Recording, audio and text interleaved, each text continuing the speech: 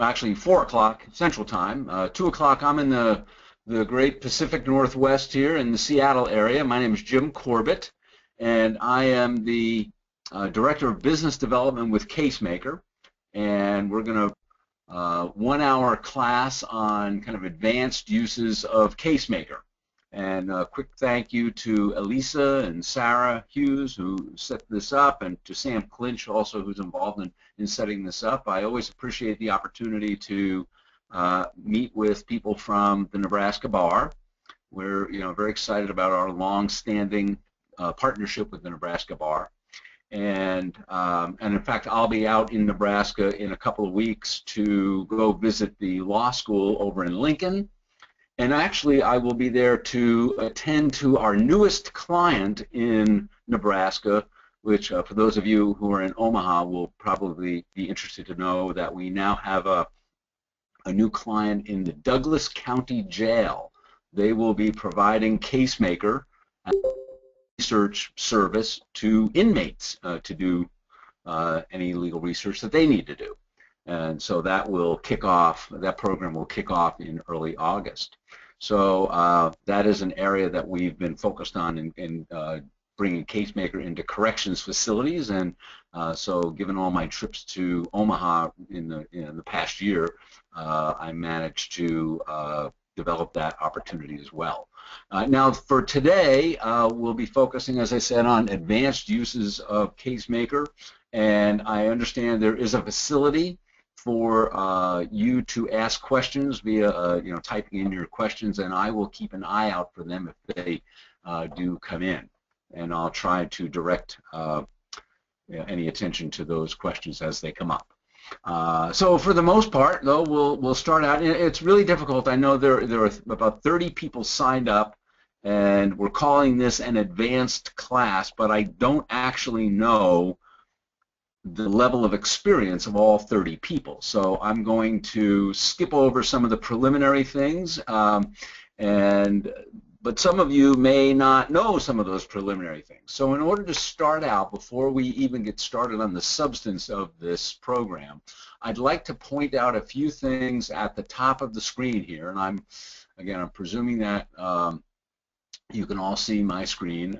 Elisa set this up so you should be able to see this. So there are a few things up at the top here that will help you with follow-up and further instruction on some uses of Casemaker. So if I do gloss over some things that with which you're not familiar, you may want to come back and check some of these out. The first of these is videos. There are, if I click on that, you'll see there are a number of training videos. There are type videos on various aspects of the service. You can see on a general overview of the service, Case Check Plus, which is the Casemaker Citator service equivalent to Shepard's or KeyCite if you are familiar with Lexis or Westlaw's services. Casemaker Digest, Site Check, we'll certainly talk about these things during today's program. But if you want to review, you can go back and check that out on those little videos, and I highly recommend that you do so. There is a help manual. If I click on help, you'll see that we get a written Casemaker manual. It's about 29 pages long, and you can hyperlink to jump to different places depending on which aspect of the service you're looking to review. There's also, this is where you find the customer service number, the toll-free number that you can use to chat with people from customer service. They are available, as you see here, 8 p.m. Eastern Time. So if you have questions on simulate a search, if you have questions on certain data, or if certain kinds of materials available online, or those kind of things, they're more than happy to answer those questions. Okay. Another thing is webinars. Similar to today, probably not in as much detail as I'll go into today. It's a very quick overview of the service, but again, if you are looking for a review of some of the basics of how to use the service, then the webinars might be a good choice for you. You can see that there are schedules here, and you can click on those and register. They're about an hour long, and so that is an option that you can choose as well. You can, they're free. You can do this as many times as you'd like, and to get that good foundation. There's also a live chat option, which, again, you may be familiar with this. It would be essentially an instant email kind of thing back and forth. So while you're online, if you want to check in with somebody at customer service of how to fine-tune a search, or if there's some certain information you could be accessing on Casemaker, to do that, okay, so through that live chat mechanism. Okay, so those are some things that you can review after today's session. Today, starting at our home screen, which you're seeing here, presented on your screen, you can toggle back and forth between the state materials, which is the default, to the federal materials. So you can see our federal collection here. Just jump back and forth. There's tools, which we will talk about a couple of these things later today. And then, so there's three main sections of the screen here. The browse section, I'll talk about that very briefly. The search bar up at the top here, and here over on the right is a drop-down menu for you to choose the libraries or the jurisdictions in which you want to search. Again, you're probably familiar with all this, but I'm just reviewing very quickly. And over on the left-hand side, there are the functions. Mostly this is for managing your search results. I will show you one thing that is very helpful, and a lot of people are not familiar with this. You can see over here that my default in the search bar here is to search in Ohio. It's only set up that way because I was recently doing some things with the Ohio bar, and that's the way it was left. But if I go to My Settings, right here at the top of the left-hand column, you'll see that there are ways that I can set up the search parameters for my preferences and then leave them that way so I don't have to change all the time. So the first thing is to select the jurisdiction.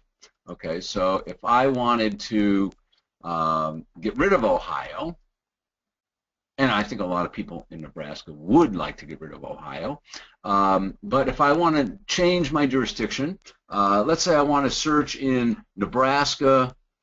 My typical scenario is that I want to search in a couple of states. I want to search in Nebraska, Kansas, Iowa, and South Dakota. And in fact, not only do I want to search in those states, but I want to search in the related federal material associated with those states.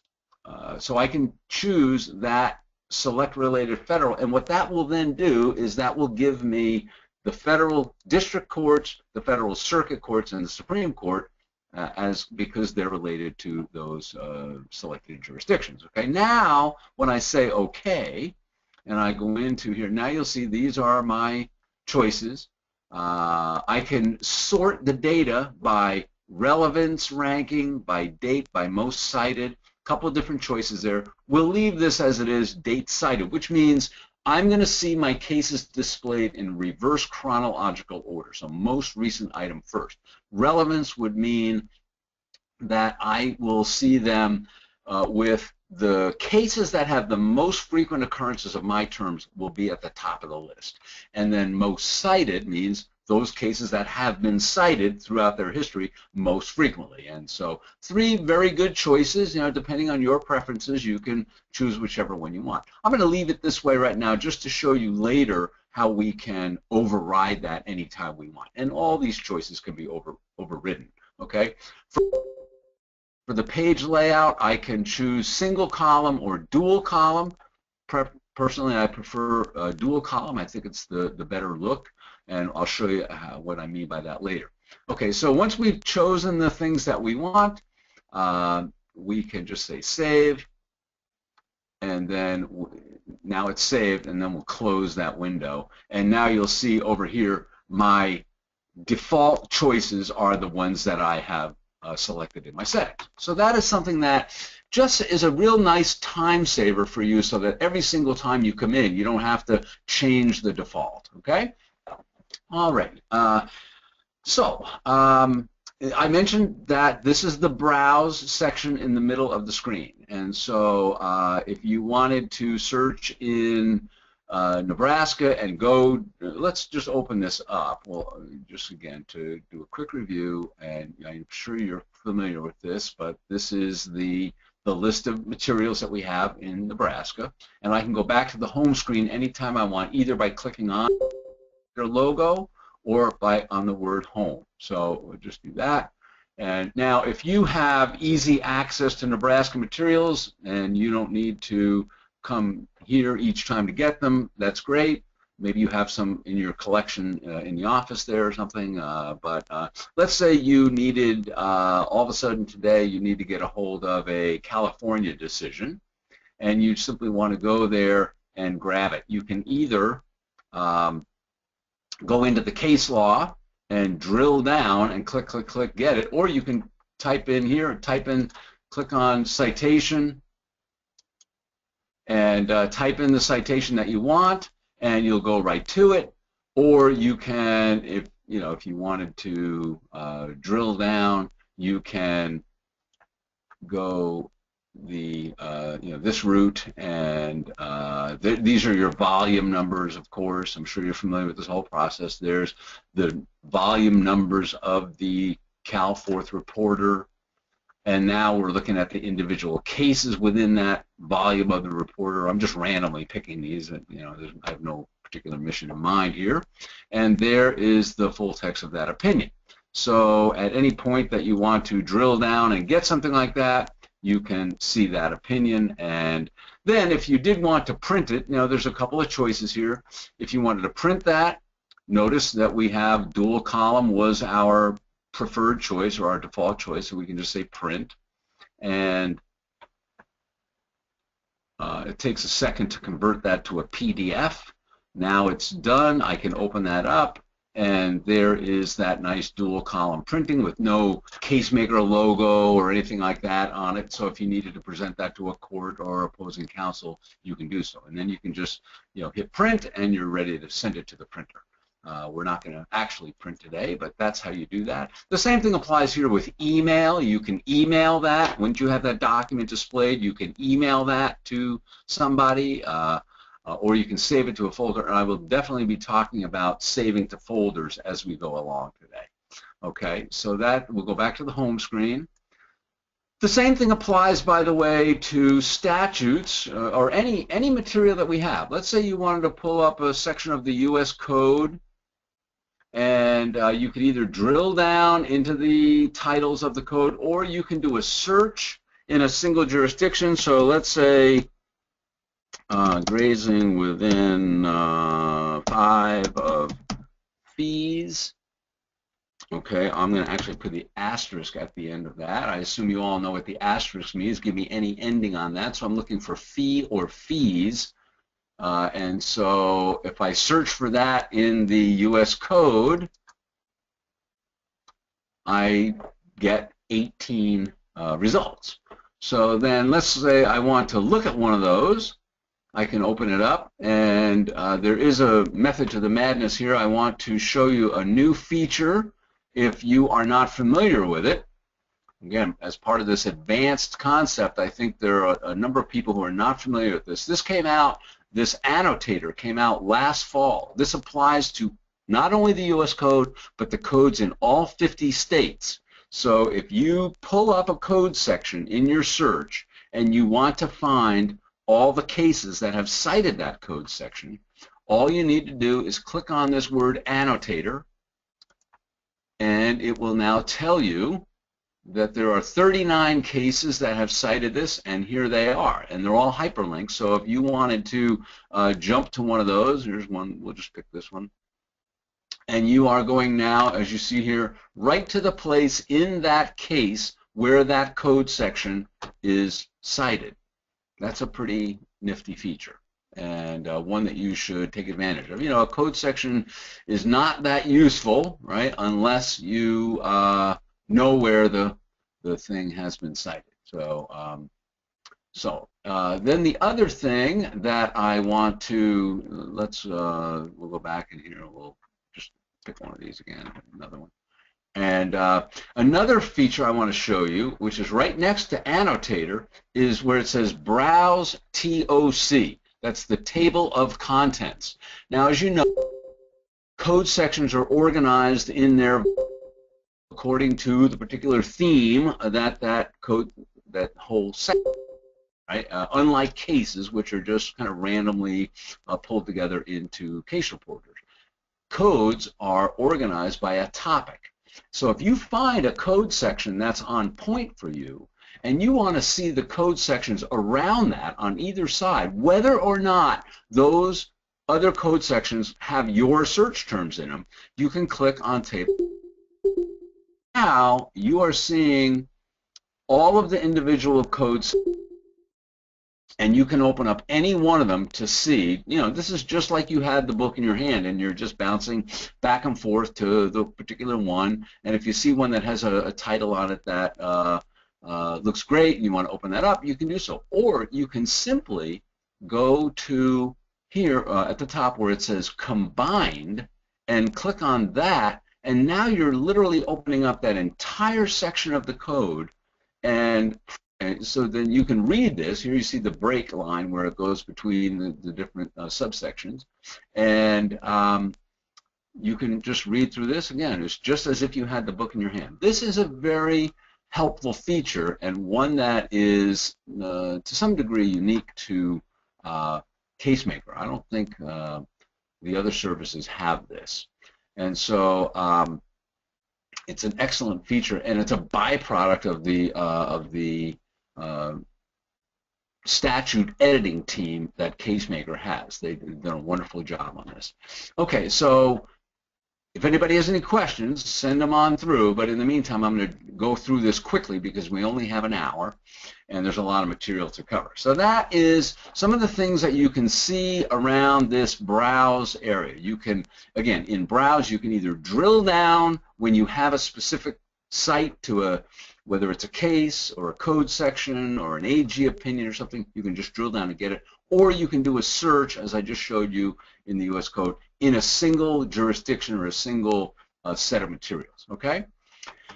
Now, we'll spend most of our time today talking about things that are going on here in the search bar, up in the search area, because that is the most complex part of online research, and the place where I think people need more help. Just to let you know, right underneath where you see this search button, you'll see a thing. It's very small, but it says Search Tips. And if I click on that, it will bring up a list of the connectors or operators that we use on Casemaker to allow you to string together a search. Now, certainly you can do a search where you simply put in the words that kind of generally represent your legal concept, and we will go in the background, we'll parse that together into a search. But the reason that I don't recommend that, and frankly Lexis and Westlaw also don't recommend that, if you go to their user manuals and you look up their description of their feature that they call natural language searching, both of those services will tell you that this natural language searching is a less powerful way to do online searching than this Boolean searching that I'm going to show you today. And they recommend natural language searching only for those situations in which you absolutely don't know how to do this Boolean searching, or if you are venturing into a new area of law that you've never really been in before, and you want to just get a general sense of the language and the search terms that you might use, those kind of things, just kind of dipping your toe into this area, so to speak. That's a good use of natural language searching.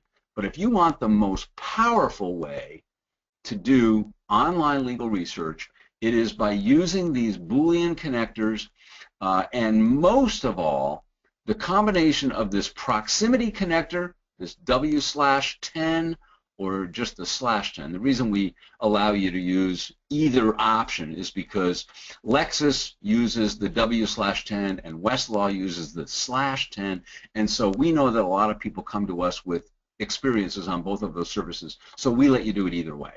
Okay, so and the number is not limited to 10. You can use literally any number. If you wanted to do really control a very tight conversation, you might put term A within 3 of term B. But if you wanted to have a very general conversation, you might, you could use 300 or 500 or something.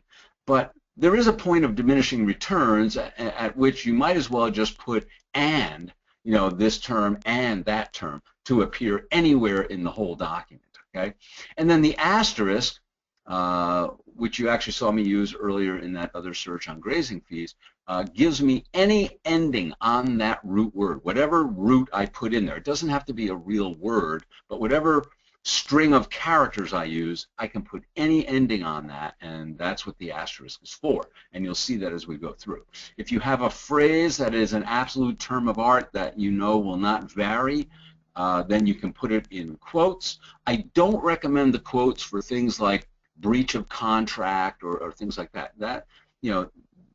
There are lots of ways that term can be morphed or used in different ways in the conversational tone in which opinions are written and statutes are written.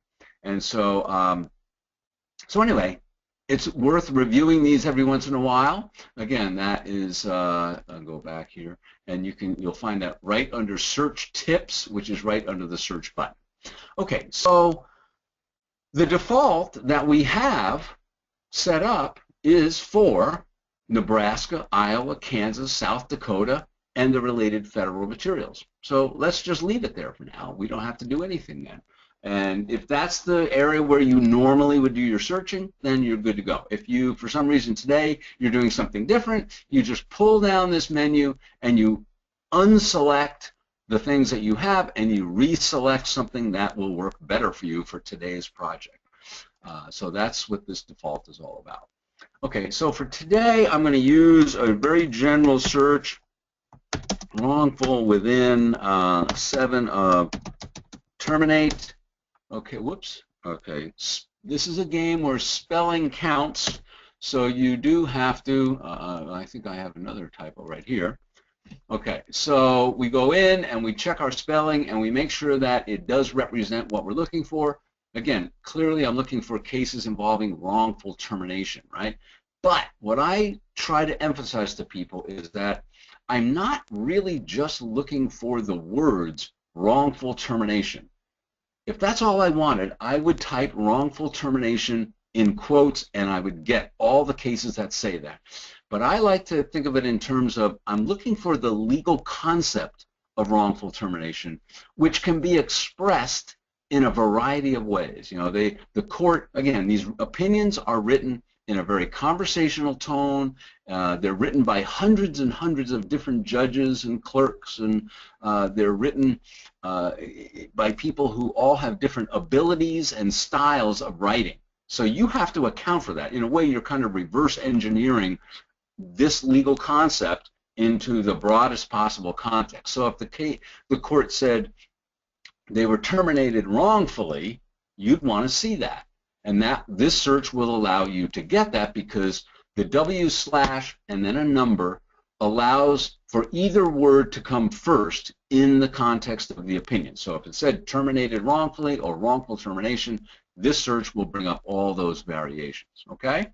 So once you are satisfied that you have typed it correctly and you're in the jurisdictions that you want to be in, then you can simply hit search, and now it will go and retrieve those items.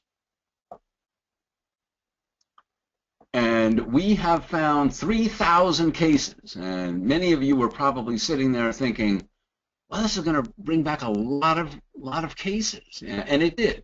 And that's okay. I always try to start with a very broad level because the best strategy, and we'll talk about strategy a lot today, the best strategy is to start very broad and then gradually narrow down. And the reason is because if you put in every single term you can think of that describes your legal concept, and you end up with no cases in your search, and some of you probably understand what I mean. You know, there's a lot of times where you put in stuff and you get nothing back, and you think, well, actually now I don't know what's wrong with my search, whether it was these terms, whether it was these connectors, whether, you know, the combination of these things just didn't work. But by starting out with a very broad level and then narrowing, you can very often, you know, finding, you have a much better chance of finding what you're looking for. Now remember, the strategy of doing searching here is partly based on the fact that Casemaker is free as part of your bar membership. You are not paying for the time online, nor are you paying for the searches that you're doing. So you have the luxury of trying different things and taking different paths and experimenting a little bit. And as you read some of these cases, clearly we're not going to read 3,000 cases, but as you read some cases and you start to see the language and so on, you can start to get some ideas of different paths to take. All right, so I opened up, as you can see, I clicked on the 3,000 cases to open them up. And but the reason I did it was because that opens up this functionality on the left, which is all geared towards helping you to narrow down your search results. You know, I can put in a judge's name or an attorney's name, a case name if I knew one. I can go to individual courts. Here you see I got 3,000 cases, but only 75 of them are in Nebraska. And I can show these individual courts right here by clicking on Show All. And if I had, you know, a case in, you know, particular jurisdiction, and I see that there are only 7 of them, that kind of, I can go and just click on that box. And let's see, well, that's Arkansas. There must be some Nebraska stuff in here. So anyway, okay. Well, click on this. Here's 10 in Iowa. I'll just click on that to show you that we can now just look at those 10. It's just taking a second. Now I'm looking at 10 cases from that particular court in Iowa. And if I wanted to open these up and look at them, I can do all that I want with that. Anytime I want to go back to my original list and continue with the research I was doing, I just uncheck this box, and I will go right back to my 3,000, and I can pick right back up where I left off. Okay? All right. So clearly what we're going to do, and what I want to show you today, is that you can put in additional terms. Let's say that we are looking at this wrongful termination in the context of a whistleblower. And what I've done here, as you see it, I typed in the word whistle with an asterisk. And I certainly would be available to meet with you or discuss by phone. I'm sorry. Depending on your schedule, period. New paragraph. Whoop, I think somebody is dictating in the back there. Okay, so we have the word whistle, and I put an asterisk at the end of it so that what we'll get is, I'm anticipating that whistleblower could be either a single word all typed out together or 2 separate words, whistle space blower. This will get it for me either way, because the word whistleblower all together, you know, will come up, because that's the exact function of the asterisk. If the word whistleblower, if the words whistleblower are separate, then bringing up the word whistle, which is what this will do, in the context of a wrongful termination case, will most likely be a whistleblower. So that's what I'm banking on. Okay, so now we have it narrowed down to 323. Still a lot, but I can narrow it down even further. Let's say I want this in the context of a private employer. So I just type in the word private, and and then I can see if I can narrow it down a little more. We're down to 121, which is still a lot, but let me show you something here. Notice that these are date decided, and they're all pretty new. If I wanted to override, date decided is what we had in our preferences. If I wanted to override this with relevance ranking, then that would be the cases with the most frequent occurrences of our search terms. And here you see one, there's whistleblower right there. Here you see whistleblower as a hyphenated word and whistleblower as a single word. So that's what we were hoping to do. And here's an instance of below the whistle, because I only got the word whistle in this one, but below the whistle, again, kept it in context. Here we're seeing an example. By the way, if you look at what you're seeing here is the the green thumbs up, and down here we have a red thumbs down.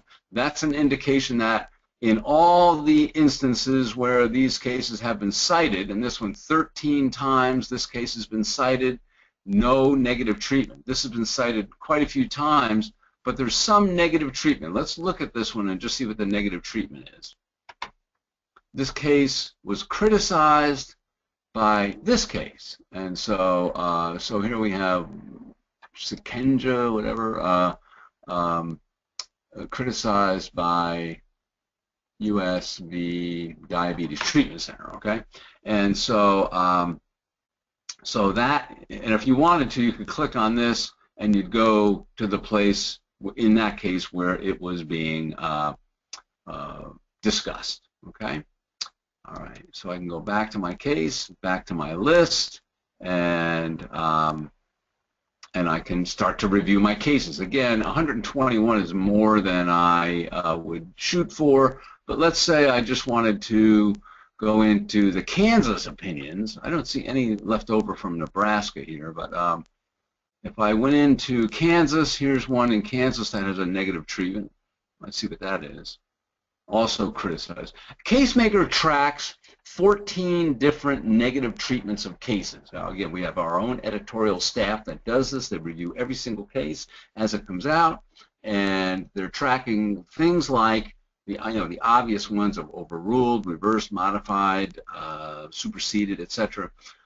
Modified in part, it's really down to quite the subtleties, right? But also you'll see many of them where it was simply criticized in another jurisdiction or questioned in another jurisdiction, that kind of thing. And we'll just, for laughs, we'll look at also criticized, okay? Okay, so now what you do is if you have more search terms and you want to go through, but if you wanted to look at some of these and then make a determination of which ones you want to review to follow up on later, you can use the Casemaker folder system, and I'll show you how that works. There's two different ways to put things into folders so that you can use them later to review and to go in more depth, go into the case in more depth. Two different ways to do it. You'll see over here there is a link here to my folders, and down here you'll see there's an item that says Save to Folders. So two different mechanisms to accomplish the same thing. I'll show you how it works. Okay, so we'll start with this one, My Folders. We don't have a folder right now for this research, so we'll create one. Create a folder, and we'll call this the NSBA, okay? And we'll click OK. Now, when we look at folders, NSBA is one of the options, so we'll click on that and say OK. Now you see that NSBA is the default or the open folder, okay? So now as I'm going through my list and I look at these cases, I say, oh, it's based on a whistleblower, blah, blah, private employer, and I say, okay, that is a case I want to look at later. I don't want to read all these cases right now. I want to go through the list to see which ones are relevant, which ones are pertinent, and then I'll come back to them later for more detailed study. So I simply take this and I will drag and drop it over there into my folder, and that will now go into that folder. Let's say I want to take that one and I want to do the same thing. I take that, put it in that folder. You see how it flashes when I do that. That means those items are in that folder. Okay, and I can just do that as I go down my list. I just take items and I put them in there, and they will be inserted there. I'll go back later and look at those. Okay, so that's one way, by dragging and dropping items into the folder. Okay, the other way is as you go through and you review these cases, you think, okay, I really like this case. You check the box. I like that case. And I like that case even though it was criticized. Okay, there's something in there that I found useful. So now what you can do, now that I've gone through my list and seen all these items, I can click on this thing where it says Save to Folder, and there is my NSBA, and you'll see that when I click on this, that little folder icon will open up. Okay, and then I simply click on Save, and all the items that I had checked will now be inserted into that folder. And I can go back later and check on them and follow up on that. Okay? I hope I'm not going through too quickly. So now over here, I should point out that there are a couple of items that I think are very useful. One is, this is the list of cases that have cited your case. So this one's been cited 14 times. If I want to see that list, I simply click on that 14, and it will bring up my list. Okay, there they are. Okay, and so it looks like more than 14. Okay. Oh, citing references 16. Okay. The list itself is always more current than what's reported on the side. So if you ever see a discrepancy, it'll always be more cases that are displayed, because we're doing this as a live search retrieval thing. So that number might not be updated yet. The other item that you see next to that is a graph of the times and places where this case has been cited. So if I click on this icon, I will see a display of all the, you can see the Kansas cases are in orange, the federal in green, and other items in blue. So, and anytime I decide that I want to see that's cited 5 times there, cited 6 times there, if I want to see that list of 6, I just open them up, click on that dot, that point on the graph, and click them up. Again, these are all hyperlinked. So if I want to see the most recent federal cases, there they are, okay? And this graph can also give you an idea of the history of this case in terms of, if you see it was cited a lot a long time ago and then it flatlines out, then you might think, oh, well, this case might not be that relevant anymore. People moved on to other things, or vice versa. If all of a sudden it's being cited a lot, then that might be one to really pay attention to. So it's just a quick graphical image of the history of that case, okay? Pretty easy, just click on that icon. All right? Now, I don't see any questions coming in, so I presume all of this makes sense. Now what I want to do, I want to go back and do a different search, okay? And then talk a little bit about the strategy. I've mentioned it a little bit here, the strategy of formulating a search, okay? Now, anytime, this search bar follows you along from jurisdiction to jurisdiction, search to search, whatever you're doing, that search bar is always at the top. So there is no new search key or new search button. All you need to do, presuming that you want to stay in these same jurisdictions, is type in a new search, and you'll now begin with something else, okay? Let's say we want to do this same group of jurisdictions, but we'll get rid of the federal, okay? So now we're just searching in those state courts. Okay. Now, let's say I played around with a search here related to, does the Federal Arbitration Act preempt mandatory arbitration in insurance contracts? Okay, just something I was playing with recently. So I'll do this mandatory. Whoops, once again, I have to be careful of my bad spelling. Mandatory within 4 of arbitration, arbitrated, arbitrating, that kind of thing.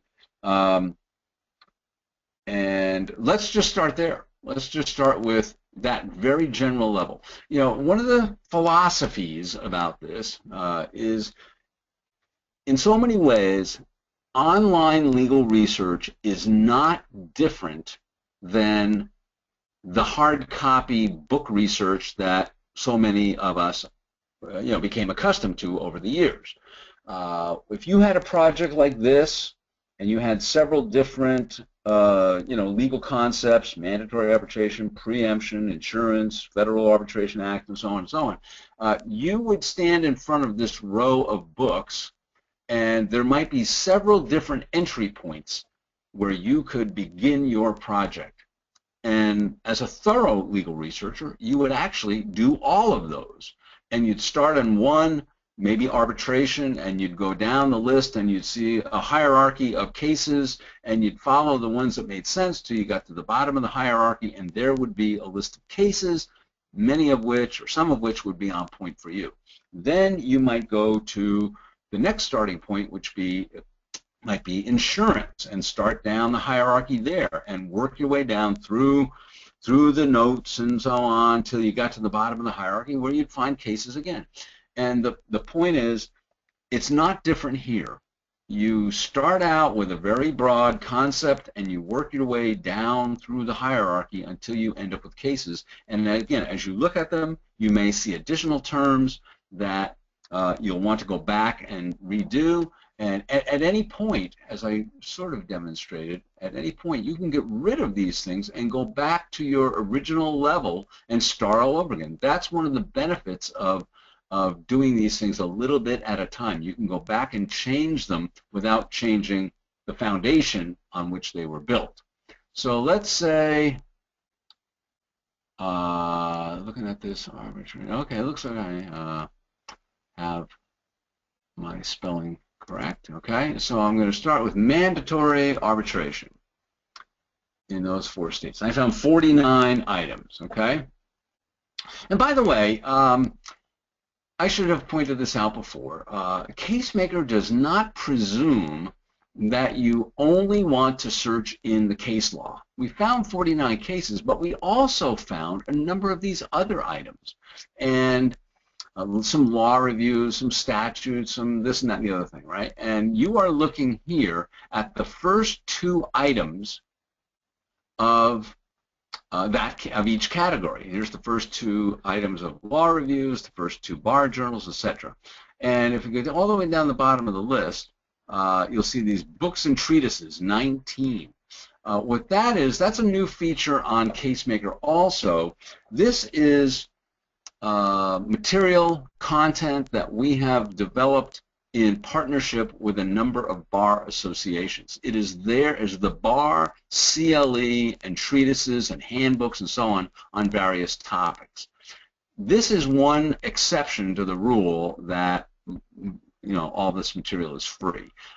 Since this is published by the bar associations, the bars are charging a fee for this. But if you find something that's on point, it can be quite an advantage to you. Now, so far, what we have done is we've worked with the Washington State Bar first, the Colorado Bar has also got materials online, and the Nebraska Bar is hot in pursuit. They are putting their materials together and should have them to us soon. So, but right now it's only Washington and Colorado. But if you find something in one of their materials that's useful, you might be able to take full advantage of that. Okay, so but we'll focus again on cases today. And so let's open up these cases. And once again, we can look, there's 5 of them are in Nebraska. So if I wanted to just start looking at those, I can just click on Nebraska and I go right to that. And then anytime I want to uncheck that, I can do so. Just by unclicking that, I go back to my 49, put in more search terms, and here, preempt with an asterisk or pre-EMPT. Okay, again, I have to do this in a way that anticipates how could these courts have written this opinion, written these words, and still have them be meaningful to me. The word preempt as a single string of characters is a different word to the computer than the word preempt with a hyphen, or if it was just 2 separate words like whistleblower. So I have to account for that as I'm doing my search. It's part of the puzzle of doing legal research, but a very important part, and so you really do need to think of those alternative terms. Okay, so so now I found 15 cases, and looking at them, mandatory arbitration, arbitration clauses, looking at some of these terms here. I'm looking for where preempt might come on. We might have to just go in and look at the whole thing. And when we look at the case in its entirety, full text of the case, there it is right there. This shows you that you can look at the default is you're looking at the full document, but you can also click on this, toggle over to this next button, which is show me the paragraphs with hits, and that get one there.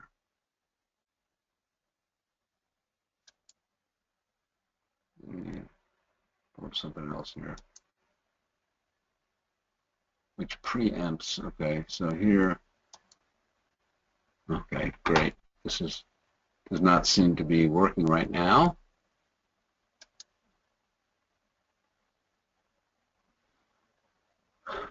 But normally you would see let's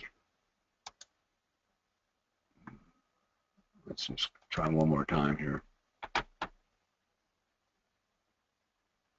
There's the case. So, yeah, so for some reason that particular function is not working at the moment. I apologize for that. But that is what you would normally do. Just click on that and you see all the paragraphs with all the search terms in them, so that you can avoid this process of scrolling down to see where they exist. Okay. So anyway, but that is how you have to formulate your search step by step. It's the most effective way, and then begin the process of reviewing those cases. Now, since we are getting kind of running through here with pushing up against the clock, I'm going to show you a couple of other things. I showed you how you can toggle back and forth between state and federal, and I mentioned that there are tools that are available to you as well.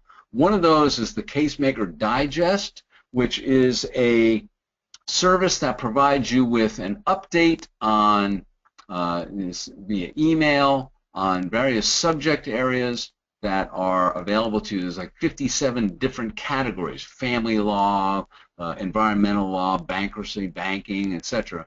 And so if you practice in one of those areas and you want to simply set up a search so that you can see the most recent cases from any jurisdiction, or see cases by a particular judge or that kind of thing, you can set up a search. This is free to members of the Nebraska Bar.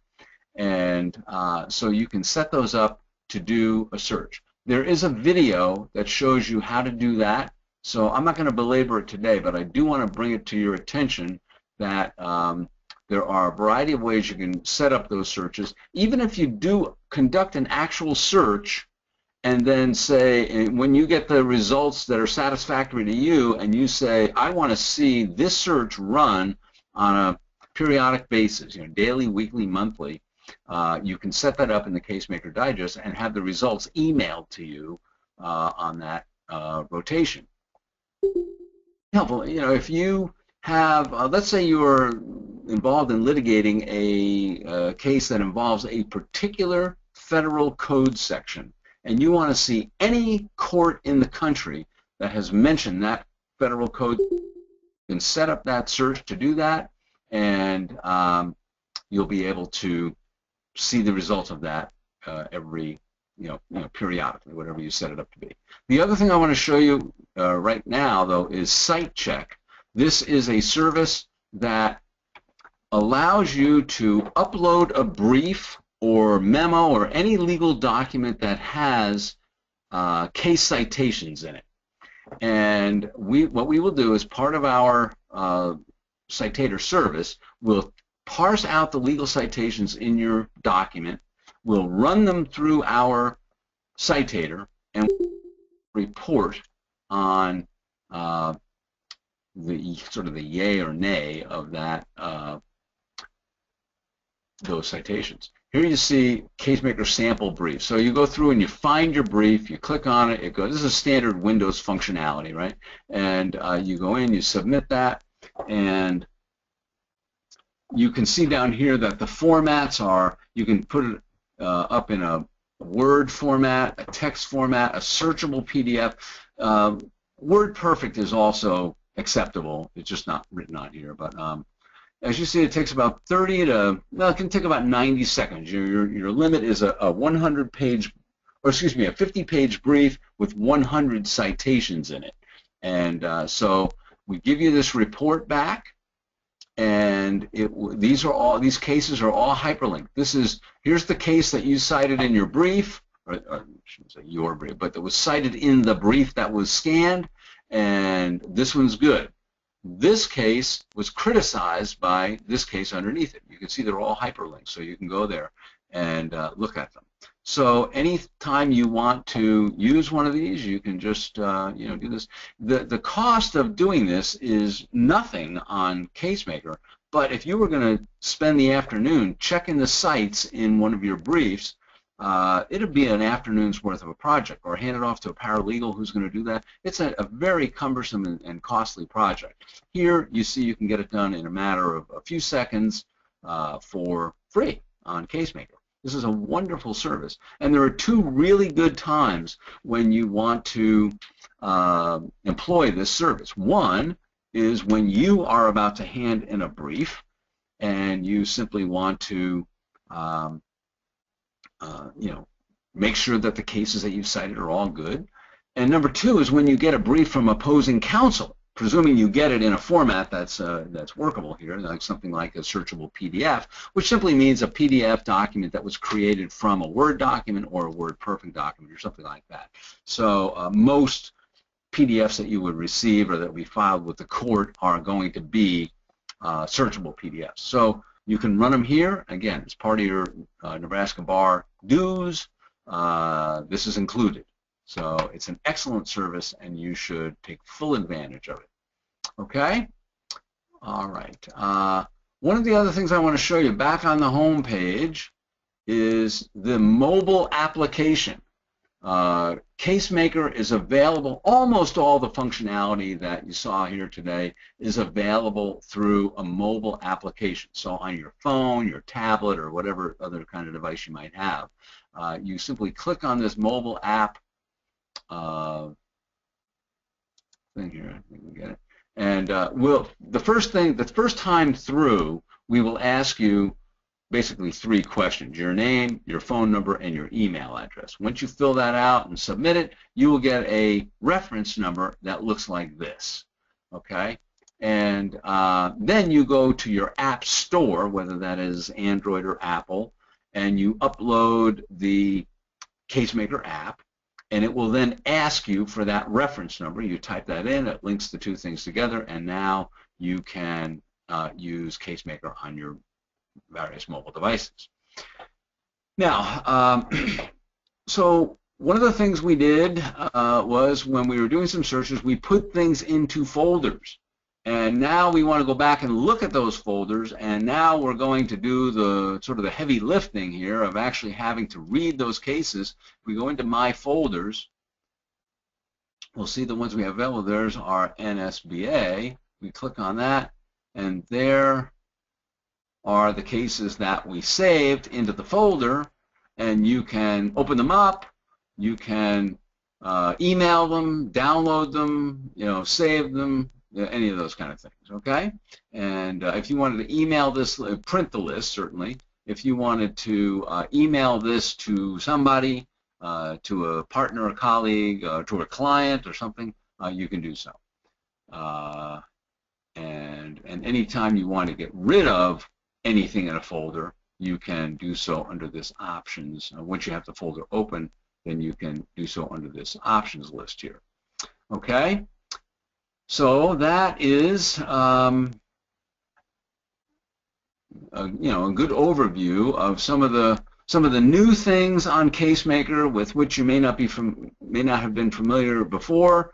Some of the little more advanced techniques, but also just a discussion about the strategy of formulating a search online. And we have a couple of minutes left. If anybody has any specific questions, I guess somebody did send in a question earlier about how to print a string of statutes, and I think you could see what I did with those cases was just check boxes, and then I saved them to a folder. All you would need to do is just check boxes and then click on the print icon, and you'd be able to print that.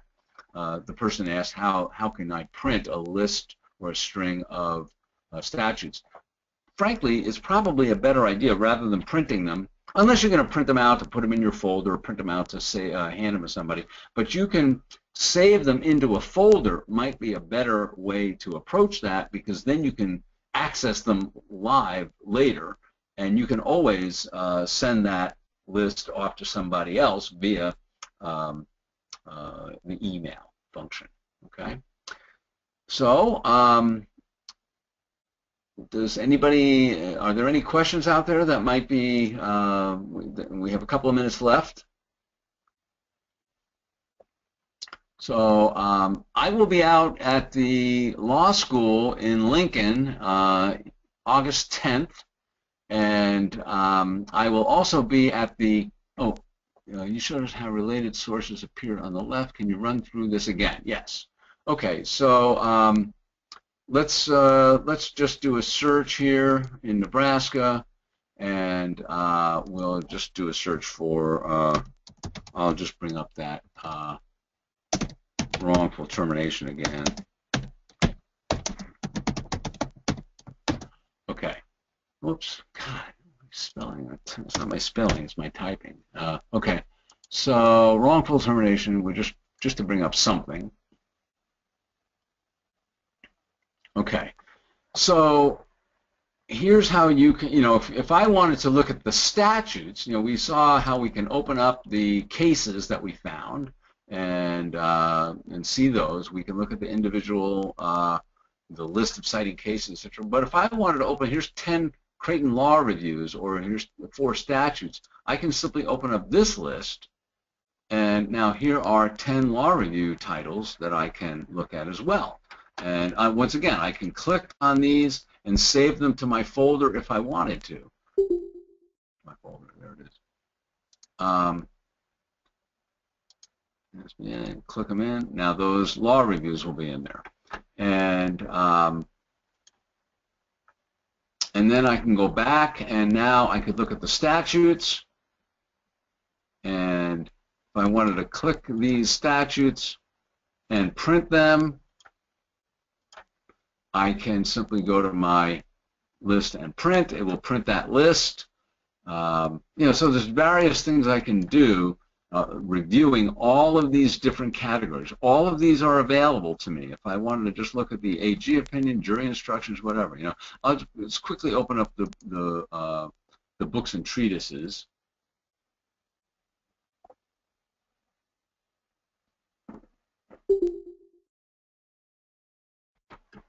And so here, as I mentioned, right now we have materials from the Washington and the Colorado bar.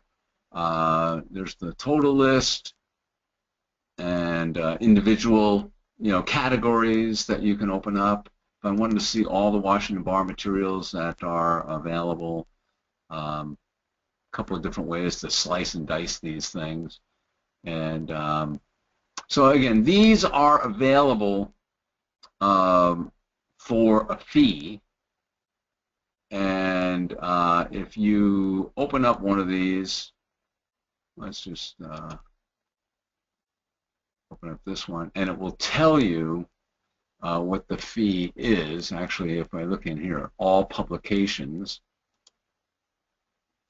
this is the list and the cost of these things. Now, the way this works is if you buy this, $1 for shareholder litigation, you're purchasing a 1-year subscription to that product, and any updates that come into that publication during the ensuing year, you would get them as part of your subscription, and you'll be able to access these at any point through that year.